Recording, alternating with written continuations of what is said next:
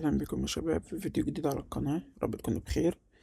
في فيديو النهاردة هنبدأ نعمل شوية ريفاكتور، هنكمل يعني في حتة الريفاكتور، وهنبدأ إن احنا نكمل في الريفاكتور بتاع الفيتشر بتاعتنا.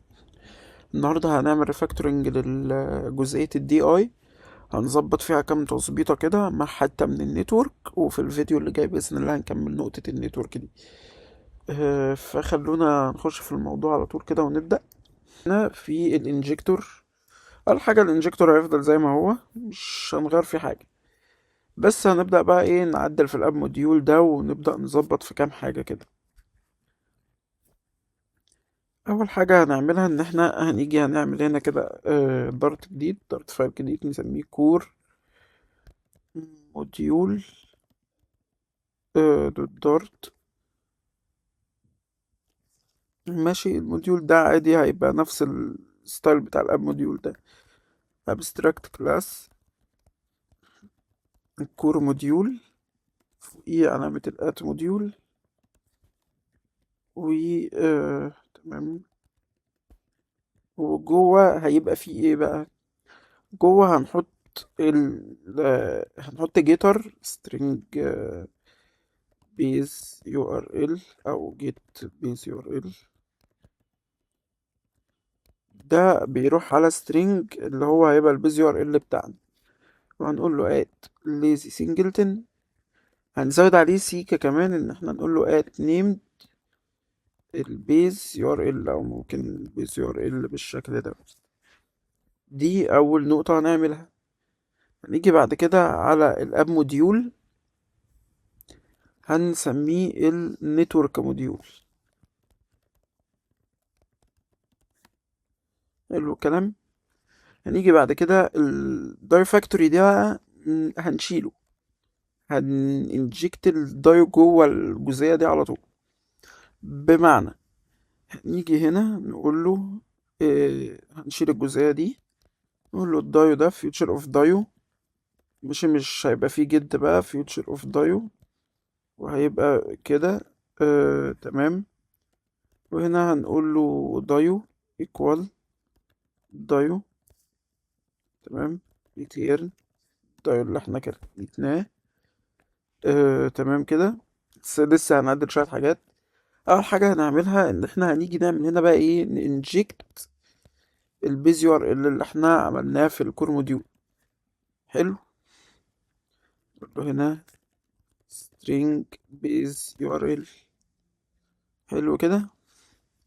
هنشيل دي، ونيجي هنا في النتورك، نيجي على الدايو فاكتوري، نبدأ بقى ناخد الحاجة دي كلها، نروح عاملينها كده، ناخدها قط أو كوبي أي حاجة مش هتفرق، ونروح حاطينها هنا. تمام. ونبدأ ان احنا ايه نعمل import للحاجة دي. نقول له هنا final dio. تمام. تمام. هنا نعمل له async. بس كده. لحد هنا تمام. تمام يا شباب، رجعت لكم تاني. هو زي ما قلت لك هيبقى الدنيا تمام. هنيجي بقى هنا هنشيل خالص حتة ان احنا ناخد البيز يو ار ال من النتورك كونستنس، احنا هناخده من الحتة دي. تمام كده. احنا تقريبا خلصنا جزئية الانجكشن اللي احنا عايزين نعملها. بس في بقى نقطة كمان اللي هي ليها علاقة بالنتوركينج. احنا كمان محتاجين نغير اسم الفايل ده، نسميه نتورك موديول. البيز يو ار ال هنا احنا مش هنجيبه من النتورك كونستانس بقى وكده، احنا هنعمل حاجة احسن. وهي ان احنا اول حاجة نخش هنا نجيب ايه، نجيب باكج دوت انف.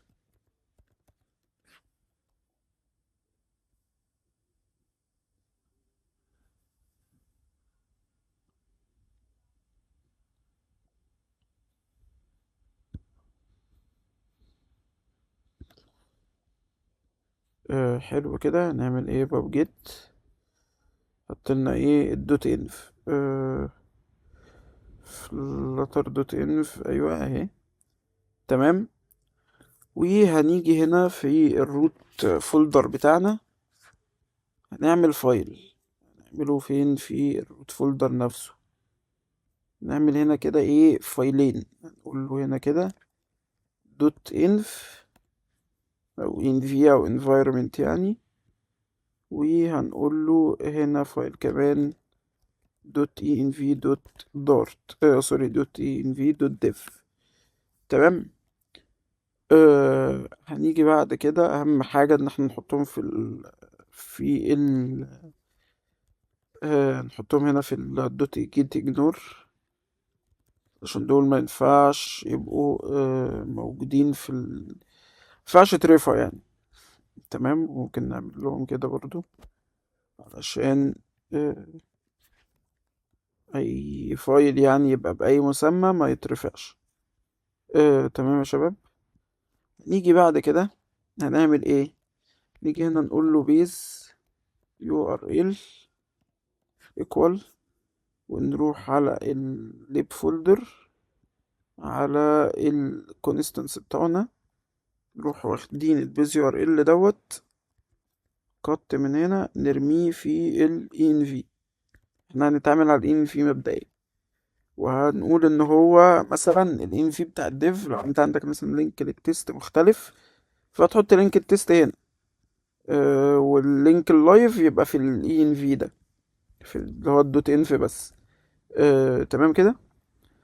نيجي هنا في الكور بقى، نبدأ ان احنا نعمل فايل جديد او فولدر مثلا دايركتري، نسميه config، وجواه نعمل ايه؟ نعمل env config دوت dart.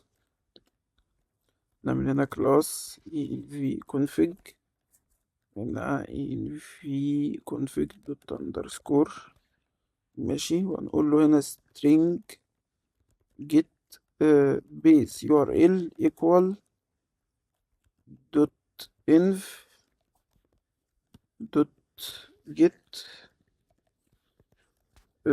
تمام. هو عايز import، طب هروح احط الامبورت وارجع لكم. تمام يا شباب. وهنا هيبقى كده، ودي هتبقى دوت انف مش دوت جيت. ونحط له البيز يو ار ال او البيز يو ار ال اللي احنا كنا عاملينه. تمام.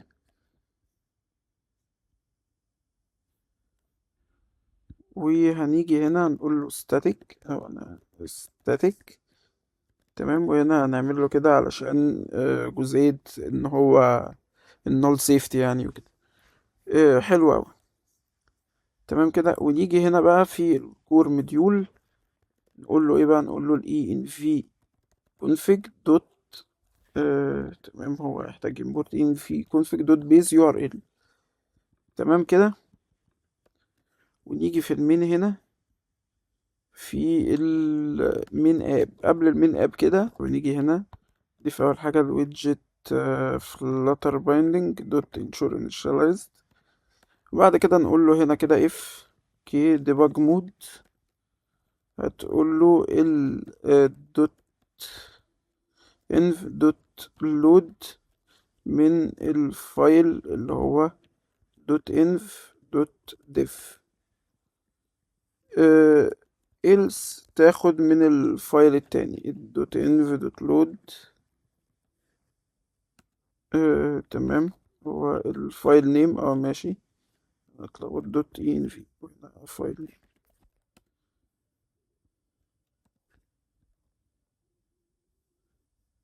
تمام. هو تقريبا دي تقيسة من الاندرويد ستوديو. تمام كده. آه تمام كده. هياخد من الدوت انف والدوت انف دوت ديف. تمام يا شباب. هو بس هو مش عارف ليه هو شايف ايرور هنا كده. تمام. هو احنا في حاجة هنحتاج نعملها، وهي ان احنا نخليه run zone guarded علشان نقدر نخلي البادي async. تمام. وهنا الاون اورر ممكن نخليها حاليا نقول له هو هنا بياخد ايرور وستاك تريس تقريبا، فهنقول له هنا لوج ال هنا الايرور. تمام كده ايرور، ونقول له اعمل كده اهو. تمام، لا سوري، العكس كده اهو. وعايزين الستاك، ونقول له ستاك، ونحط له هنا الستاك. تمام، وهنيجي هنا في البادي هنحط بقى حاجاتنا عادي اللي هم شوية بكل بساطة. runs unguarded و ensure initialized. وهنا بقول له ان هو ايه، ياخد الحاجة dynamically يعني. ممكن حتى هنا دي ممكن نشيلها، هو كده كده الديفولت بتاعه انه بياخده من دوت ان في. وبعد كده نرن السطر بتاعنا اللي هو دارت build runner build did conflicting outputs.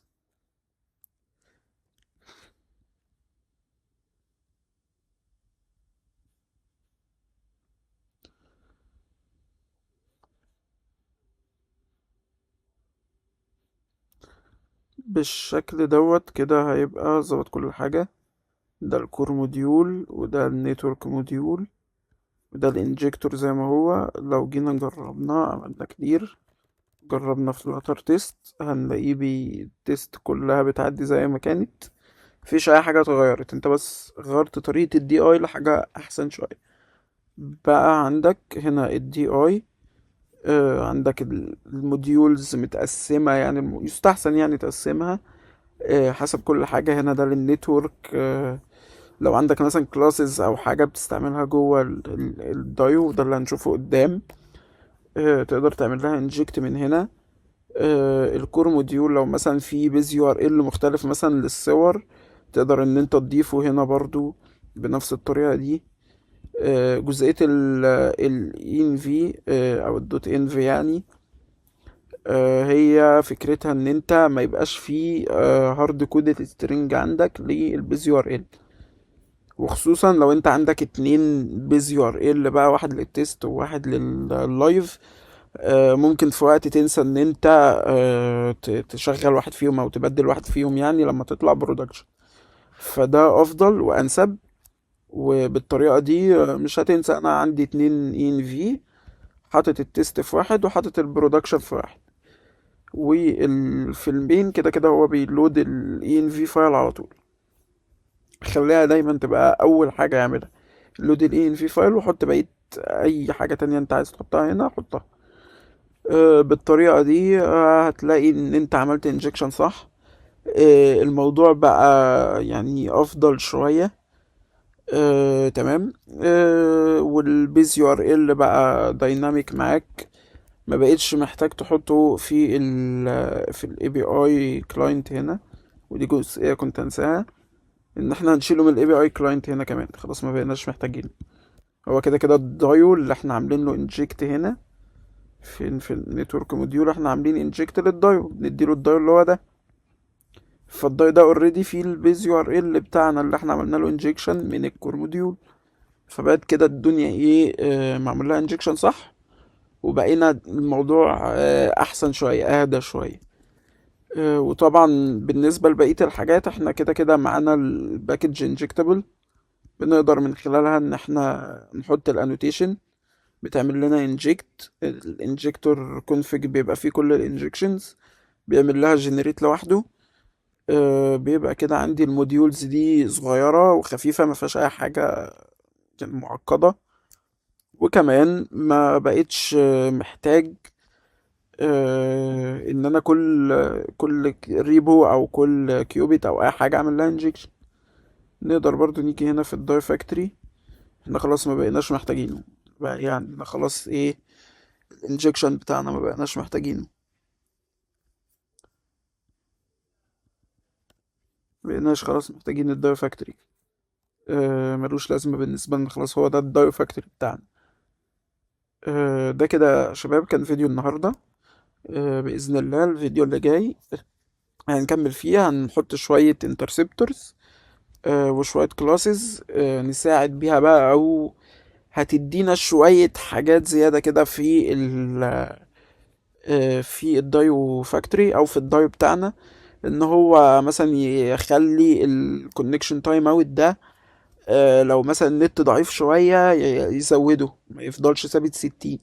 ممكن نخليه مثلا بدل ما هو دقيقة نخليه دقيقتين، نخليه 3 دقايق مثلا، وهكذا، وشوية حاجات زي كده نظبطها بإذن الله في الفيديو الجاي. استنونا.